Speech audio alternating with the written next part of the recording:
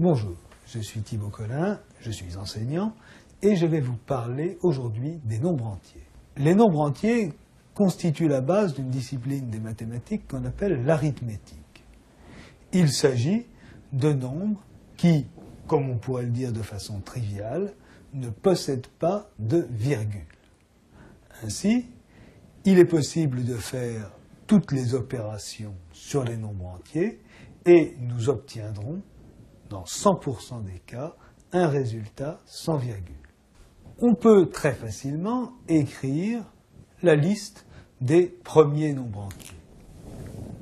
0, et le nombre suivant est 1.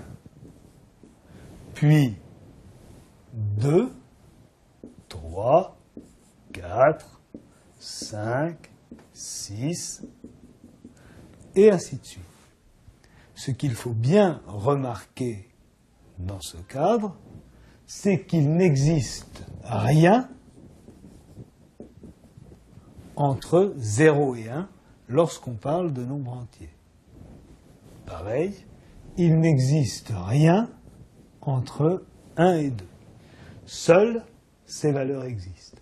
Donc, fini les 0,5, fini les 2,3, il n'y a que des nombres entiers. Dans la vie courante, eh bien, ils sont utilisés pour dénombrer des objets qui sont non sécables ou non divisibles. Par exemple, des êtres humains. L'application privilégiée de l'utilisation des nombres entiers est la gestion des êtres humains. Si vous avez un groupe de 27 personnes à diviser en 5, combien de personnes allez-vous mettre dans chaque groupe?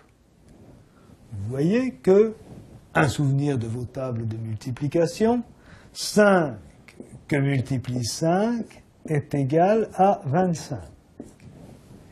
Il y aura donc déjà 5 groupes. Mais, en plus de ces 5 groupes, vous aurez 2 individus restants. Eh bien, l'application des nombres entiers vous dira directement que vous ne devez pas faire 5, mais 6 groupes. Ça schématise le fait qu'il n'y existe rien entre 5 et 6 lorsque l'on parle de nombres entiers. Vous voyez donc que l'absence de l'existence d'intermédiaires vous oblige à n'utiliser que des valeurs entières et que ceci s'utilise tout particulièrement pour ce qui est du dénombrement des êtres humains ou de toute autre espèce qui ne peut pas être découpée en fractions. Donc, retenez ce qui est essentiel pour les nombres entiers, ils n'ont pas de partie décimale, donc jamais de virgule, et ils sont très utilisés pour le dénombrement des parties fixes.